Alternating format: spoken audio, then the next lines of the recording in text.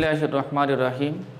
শহীদ cadet academy প্রিয় শিক্ষার্থী বন্ধুরা, আমরা সাধারণ জ্ঞান মুক্তিযুদ্ধের বিষয় সম্পর্কে গত ক্লাসে 17টার মতন প্রশ্ন লিখিয়েছিলাম। আজকে অবশিষ্ট প্রশ্নগুলো লক্ষ্য করো। 18 নম্বরে রয়েছে, সম্মুখ সমরে পাকিস্তান বাহিনীর সঙ্গে যুদ্ধ করার জন্য কতটি নিয়মিত বাহিনী গঠন করা হয়? উত্তর 3টি, যথা Z force, K force, S force. 19 যুদ্ধের সময় সমগ্র বাংলাদেশকে 11টি সেক্টরে বিভক্ত করেন কে?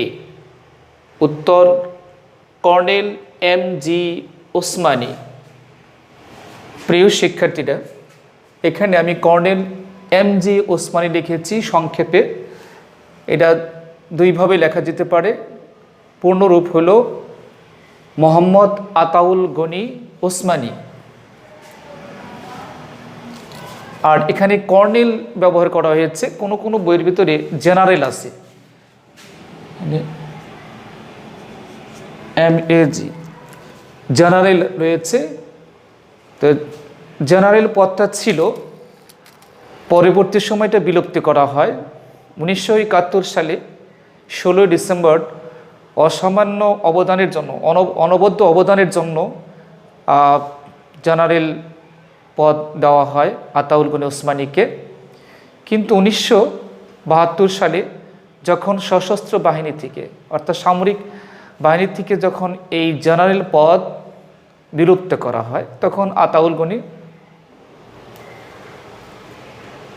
এই পদ থেকে অবসর গ্রহণ করেন বা পদত্যাগ করেন। এরপরে নির্ভরযোগ্য সূত্র যেগুলো, সেই সূত্রের মাধ্যমে আমরা জানতে পারি যে আতাউল গনি ওসমানীর আগে যে কর্নেল পদ ছিল, সেই কর্নেল পদটাই বহাল ছিল, জেনারেল পদ বিলুপ্ত করা হয়। এই কারণে আমি এখানে কর্নেল লিখেছি। যদি কোনো বইয়ে জেনারেল পাও তাহলে বিভ্রান্ত হওয়ার কোনো কারণ নেই। আমি সেটা সুস্পষ্ট করে দিলাম যে 1972 সালে সেনাবাহিনীর জেনারেল পদ বিলুপ্ত করা হয়, সঙ্গে সঙ্গে মোহাম্মদ আতাউল গনি ওসমানীর সেই পদটাও বিলুপ্ত হয়ে যায়। এই কারণে কর্নেল লিখেছি।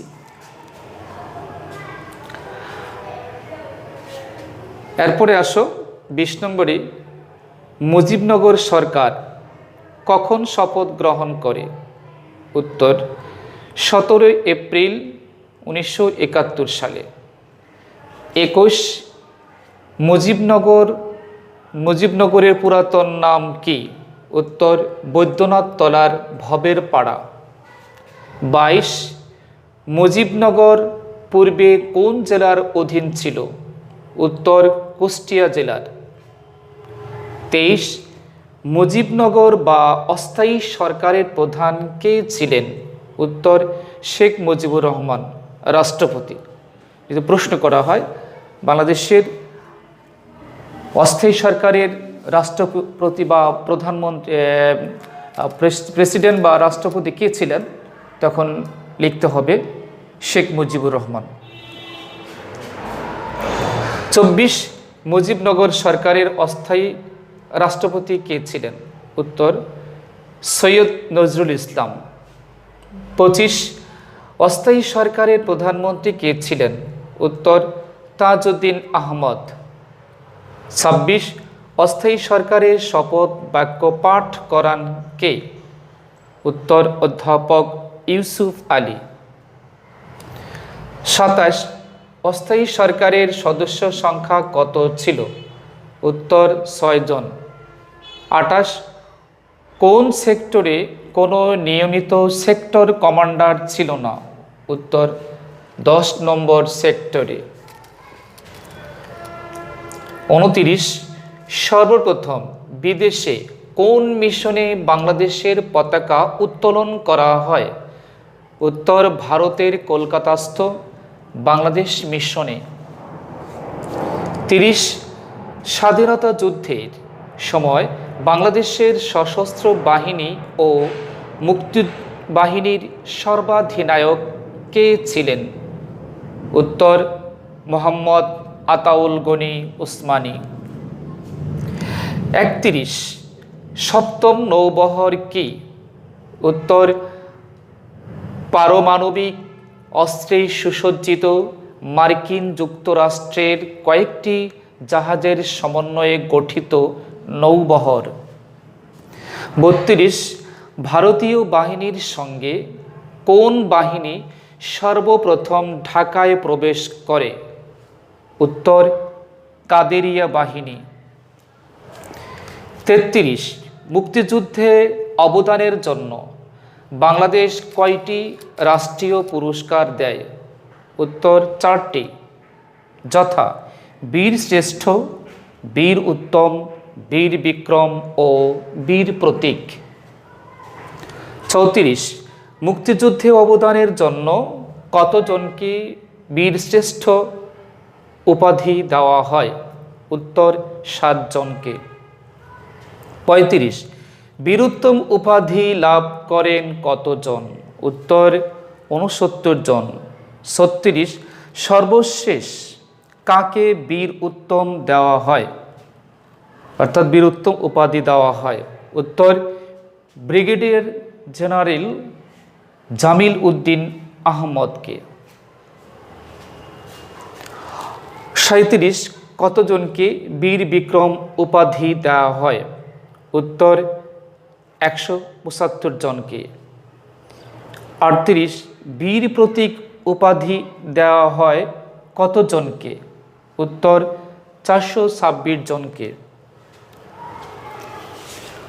39 দেশের একমাত্র উপজাতি বীর বিক্রম কে?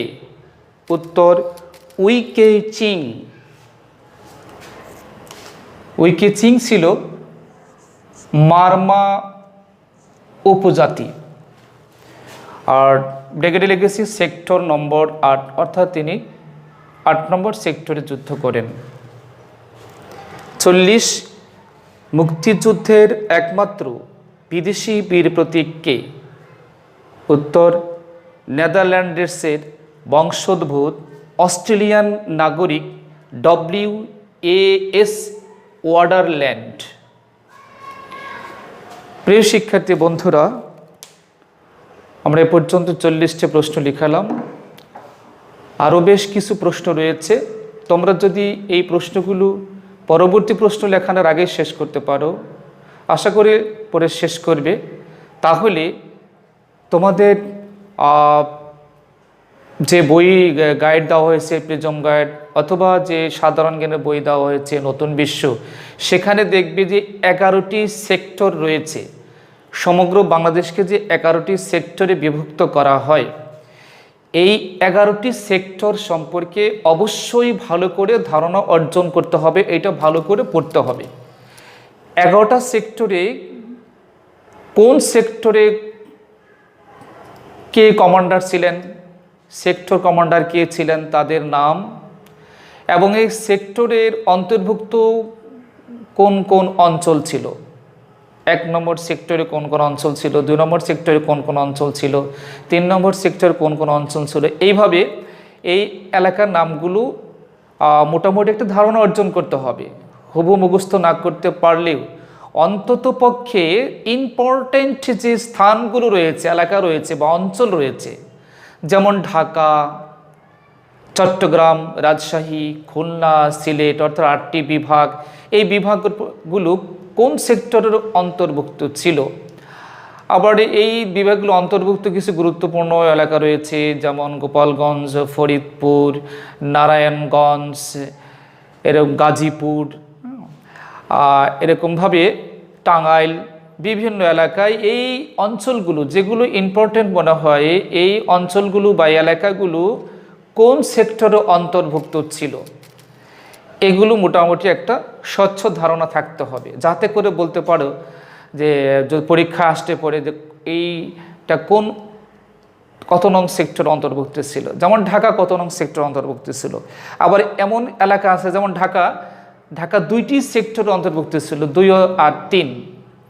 কিছু অংশ 2 নম্বর সেক্টরে ছিল, কিছু অংশ 3 নম্বর সেক্টরে ছিল। এরকম কিছু এলাকা আছে যে একই এলাকা 2টা সেক্টরে পড়েছিল। এই ধারণাটা তোমাদের অর্জন করতে হবে। এই কারণে এই 11টা সেক্টর সম্পর্কে অবশ্যই স্বচ্ছ ধারণা, ভালো ধারণা রাখতে হবে। 11টা সেক্টর কমান্ডারদের নাম মুখস্থ করতে হবে, কে কোন সেক্টর কমান্ডার ছিলেন আর কোন সেক্টর অন্তর্ভুক্ত কোন অঞ্চল ছিল। আশা করি বুঝতে পেরেছ। পরবর্তী ক্লাসের প্রত্যাশায় থেকে সে পর্যন্ত ভালো থেকো, সুস্থ থাকো। আল্লাহ হাফেজ।